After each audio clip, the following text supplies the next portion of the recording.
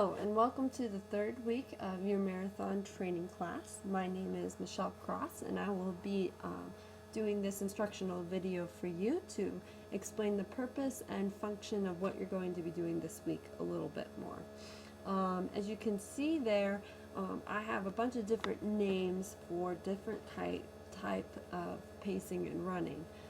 And as a college coach, I get really used to throwing these words around and telling the kids they're going to go on a tempo run or they're going to do repetition or interval work, thinking that I had explained all of them properly and my athletes knew the difference between them.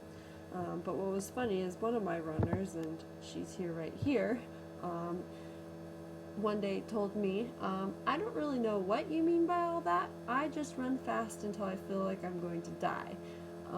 That was the only thing that she really comprehended about the terms I was using for the distance. And she was actually a national level steeplechaser, so it wasn't like she wasn't faster that she didn't comprehend, like some days we did 1200s or some days we did mile repeats. She just didn't understand the purpose for each workout. And as you should be starting to figure out, or if you already know from your own research, each type of running that I had on there has a very specific type of benefit that will help you during your race. So a lot of people, if they do these workouts wrong, will probably still walk away thinking, wow, that workout was really hard. It must have been a really good workout. It's going to really help me. And that may be true if you are new or slightly out of shape runner just starting this whole thing.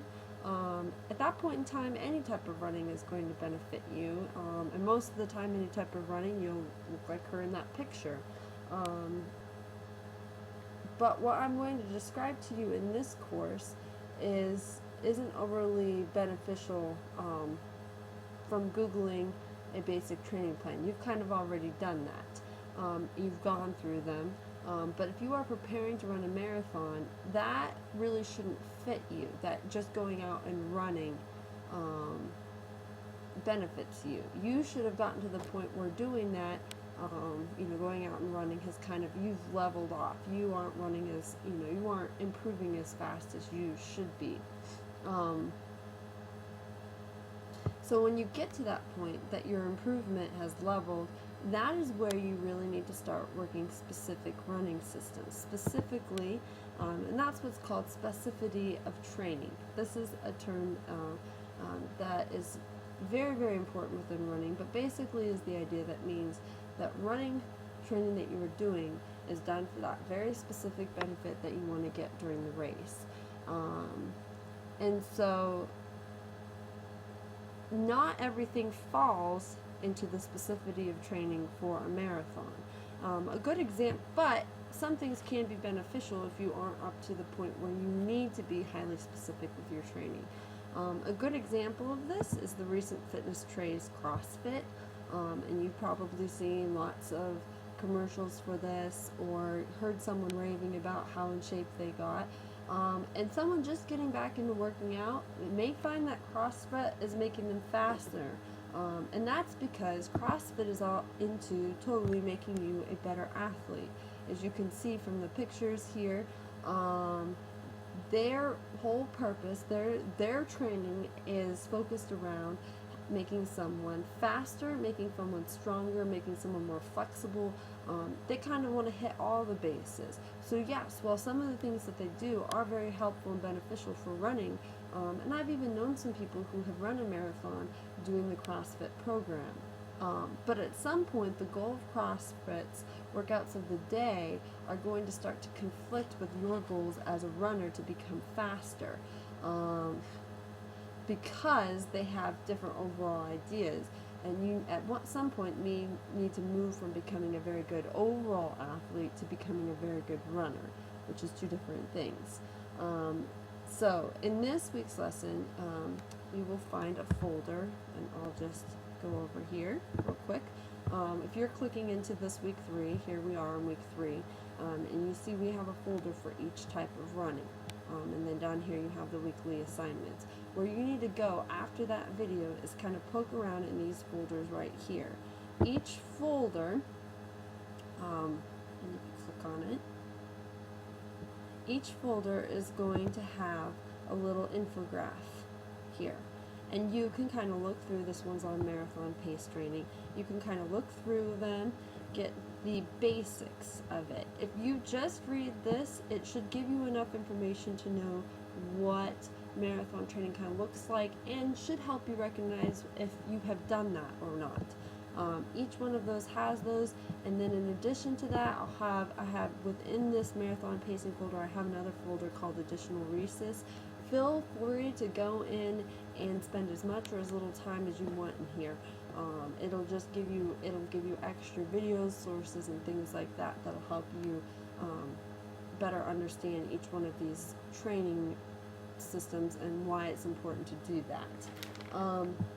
If you want to go back here, sorry. So back to the CrossFit idea.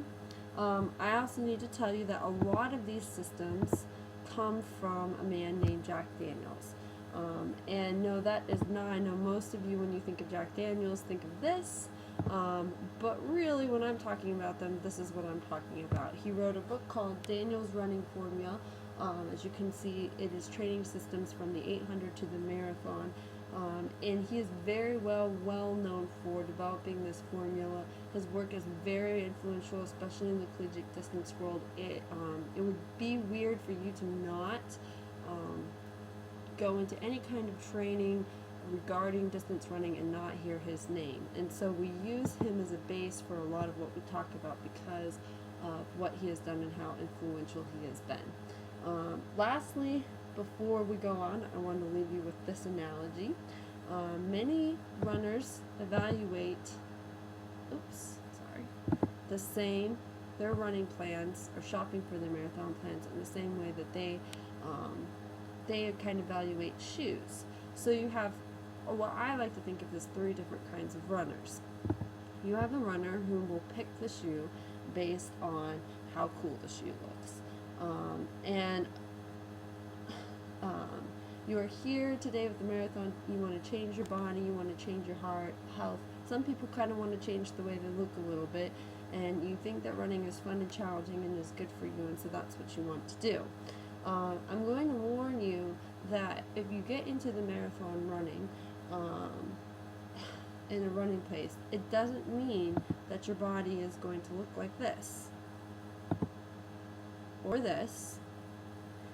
If you step on a 10K track or go to a road race anywhere, you don't see people who look like that. You see people who look like this. And each person has a different way that their body reacts to running, and you're going to see a ton of different body types that can be able to fit within the running race. So don't assume that if you go on to a marathon training plan that it's going to change how you look. It may, but it won't necessarily will. And we're not going to, when we evaluate these plans and these runs, we don't use words like works your butt or tones your thighs when describing these training modalities, because that's not part of what we're focused on. We want to make you faster, not necessarily change the way you look.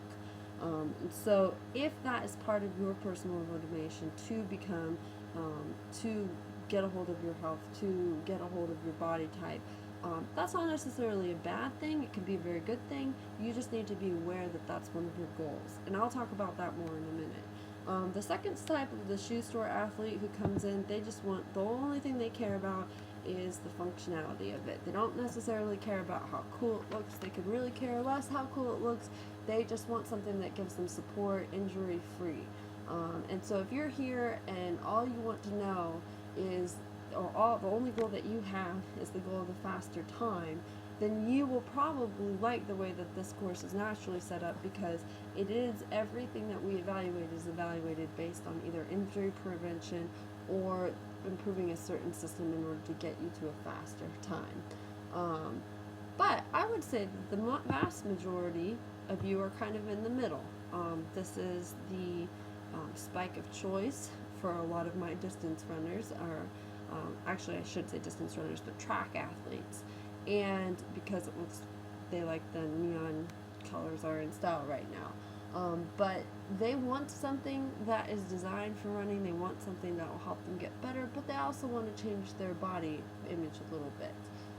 And sometimes those two goals coincide really, really well. If you have a goal of losing weight, or maybe building some muscle mass, there are situations where both of those scenarios coincide with what you're ultimately trying to do as a runner. But in some cases, accomplishing those secondary goals aren't necessarily as on track with what you want to do. A good example of this is an athlete that I had who he was fairly muscular to begin with, didn't really need to lose or gain a lot of weight. His running weight was pretty, I would have to say, pretty optimal from what he was wanting to do. But he came to me and asked me if I could design a nutrition program that would help him gain weight and gain muscle. And it wasn't that he necessarily wanted to get faster with that. In fact, gaining that would probably decrease his speed. But he was a police officer. That's what he's studying to do, is go into the police and the police academy, and he wants to have that bigger presence. And that secondary goal of his isn't exactly a bad thing. It can be a very good thing. You just need to be aware as you examine the type of running and the type of training that you are doing right now, and then as you put together next week what you want to do, you need to know whether you have a goal of improving body image or changing something about how you look, or whether it is entirely focused on improving your time. Neither one of those are bad or good necessarily. I just want to make sure that since you are going to be the front man on designing a lot of things about your program, that you need to be aware of what your goals are. So as you look through, keep that question in mind of what you ultimately want to accomplish by running and completing this marathon. Okay? Once you're done with this, like I said, just really quick, going back,